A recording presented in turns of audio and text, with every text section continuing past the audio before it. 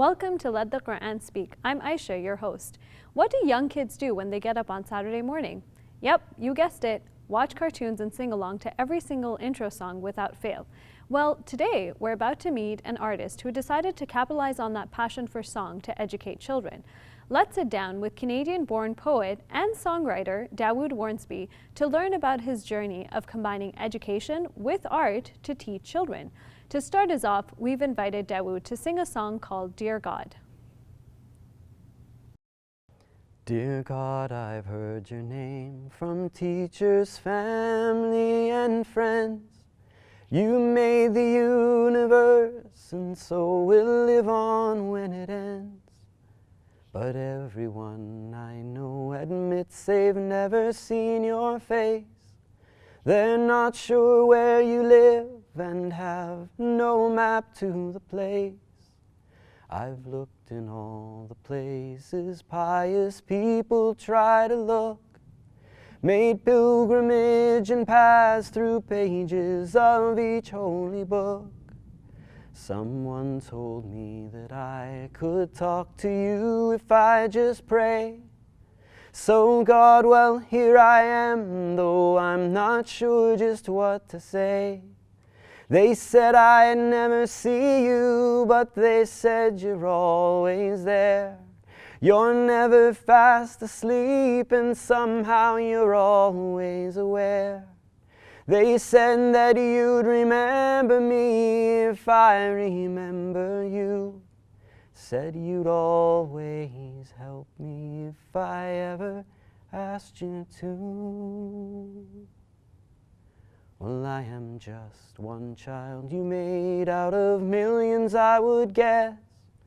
I try my best, but sometimes even that turns out a mess. So I'd like you to help me with the stuff that I find tough, like feeling sad and lonely, or like I'm not good enough. I'd gladly pay the debt, somehow give something back to you. But since you're Lord of everything, there's not much I can do. The only things that come to mind to make this all seem fair are to thank you and remember that you are always there. Dear God, I've heard your name from teachers, family, and friends. You made the universe, and so will live on when it ends. The only things that come to mind to make this all seem fair are to thank you and remember that you are always there.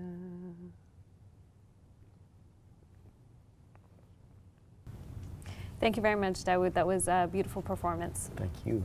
So I want to get right into it. So this is one of the earlier songs that you've written, maybe? Old one. An older one, brand sorry. Spanking new. Oh, okay. So I'm just wondering if you can walk us through the journey about how you, came about writing that song, because as I understand, it was initially meant to be a children's song, and then, I won't give away your story, so on to you. Well, yeah, I mean, because it is a new one, I had been writing for children for many, many years and writing songs about faith and God and spirituality. So I started off writing this song specifically for my own daughters. I thought, well, I'm the dad, and I was working on a book of poetry for children. I thought maybe I should write something about the creator, and as soon as I got my pen out and started writing, I realized what a very arrogant and self-righteous thing that was to do, that here, who am I to be trying to teach my children about this unseen creator of the universe? And the song actually turned into a bit more of a prayer for me to sort of realize just how little I know and how little any of us really know. And that quest for trying to find that truth in our lives can sometimes be a beautiful journey, and sometimes the most beautiful gifts are the ones we have to tear open. So you said initially that the idea was you wanted to write this for your children to help understand about God. And I know that in one of one of the other albums, Blue Walls and Big Sky, that was focused on a teenager and then their quest for truth. And then now, you did quite a few albums following that on focusing on educating children. So I'm wondering, at what point did you decide that, you wanted to use music as a medium to help educate children? I think it evolved to that because a lot of the earlier songs I was writing as a young man were songs about my observations of the world and my own learning and my own journey. And as that began to find its way into my own writing, you know, I thought it would be a good way to reach out to other children, because I felt like a child in many ways, you know, in my own growth and in my own spiritual journey. And as well, I think children, they're not dampened by the adult world so much. You know, they're a lot more open. Their natural inclination towards learning is much more vibrant, and that's why I thought it would be nice to maybe start writing for children as a way of not trying to teach them, but to help them learn how to love learning and learn how to love that journey of faith that we're constantly trying to discover in our lives. So how do you do that? Is it a conscious effort when you sit down to write? You're like, okay, today I'm gonna, you know, do a song about you know, for my children, and is it a conscious effort? And then how do the, you know, the lyrics that you choose, or is it something that, you know, naturally comes up depending on the day? And no, to me, it's not, as I say, it's not about teaching. It's not about thinking, you know, I think kids need to learn this. I'm going to write a song about this because I know all about it and they don't. I tend to write more. I joke and say I write because I can't afford a therapist. You know, I write a song about charity because I need to remind myself that I'm not as charitable as I should be. I need to write a song about, you know, after going for a pilgrimage, for example, I wrote a song about this world being like a big house, that we need to open these doors up. We need to throw away our nationalism and our flags and our walls and start to look at life and humanity. And those songs can only be, I think, written in sincerity to help inspire children when you yourself are learning it with thankfulness as well. so do you think, so picking up on that point, do you think it's doing the job of inspiring children, using music and poetry as a form to do that? I hope so. I hope it is. When I meet grandparents and parents, and you know, a 15-year-old will come to me and say, my mom heard you sing when she was in school, you know, and it makes me feel really old, but it also makes me feel very pleased to know that the songs are not being used as a means of escape for people. They're not being used as something just that people are consuming like regular sort of mainstream music, but something which they're actually incorporating into their lives, and they're reading and they're learning along with me, which is really kind of a beautiful experience. So did you find that these songs sort of also helped you rethink, you know, because I mentioned a couple of times teach children, and you kept saying, no, it's not about teaching children, it's about learning along the path. So do you find that these songs are sort of helping you redefine how we see education and how it's, you know, taught in mainstream schools, for instance?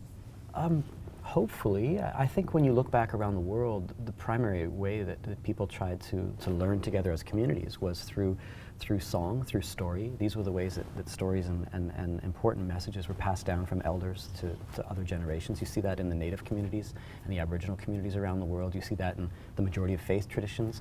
You know, my Hebrew friends who sit and memorize the Torah, and friends who memorize the Quran. We have some Christian friends who have memorization classes each week to memorize the scriptures. It's part of that transmission of knowledge.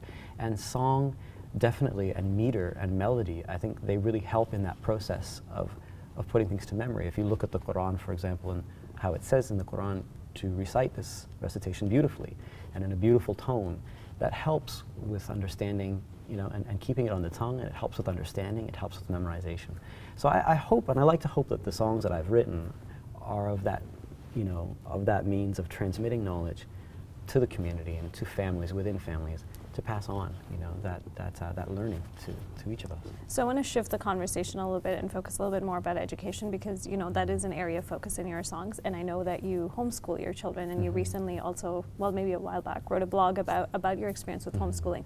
So to what extent, I guess, do you know, your own life and your methodologies of how you engage with the family, with the community, to what extent are those impacted by sort of music and you know, the songs that you write?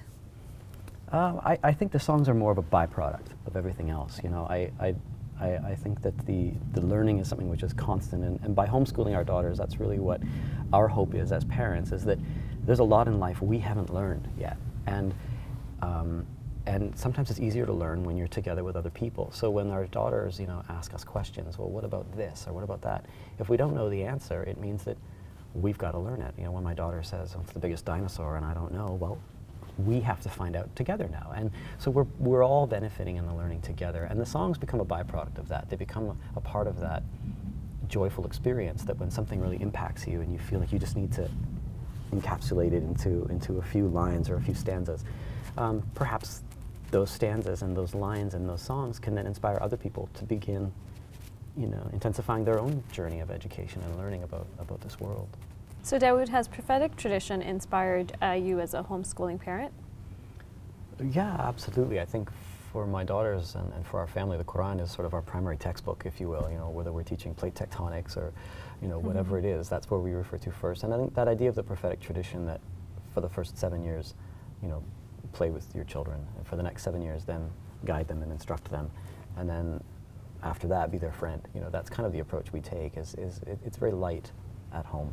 They definitely have a structured routine, but as I say, the Quran becomes that primary textbook that we work from. Whenever we want to talk about mathematics or anything, we start with using examples from the Quran.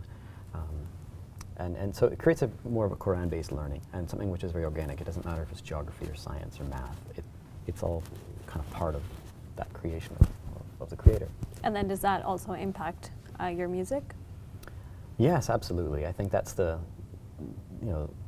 lens through which I see the world is the Scripture, which is very important to me. And so whether, to me that doesn't mean I have to be writing songs about God necessarily or the Prophet, sallallahu alaihi wasallam. It's about writing about how I perceive the world through that lens. And when I see inconsistencies in the world or within the behavior of my own religious community, I think it's important to bring those inconsistencies forward so that we can correct the way that we're living and enable us to be better people and better community. So just building on that, it seems that a lot of your songs, even the other album from Hold the Stage, there's always this theme about the struggle to make meaningful art, and that it's not just about being a mere entertainer. So is that what you think the role of musicians, poets, is that what their role is when it comes to using music as a forum to educate? Well, I mean, it's probably different for everybody. For me, it's very synonymous with that. It's very synonymous. Being a musician is very synonymous with this idea of trying to bring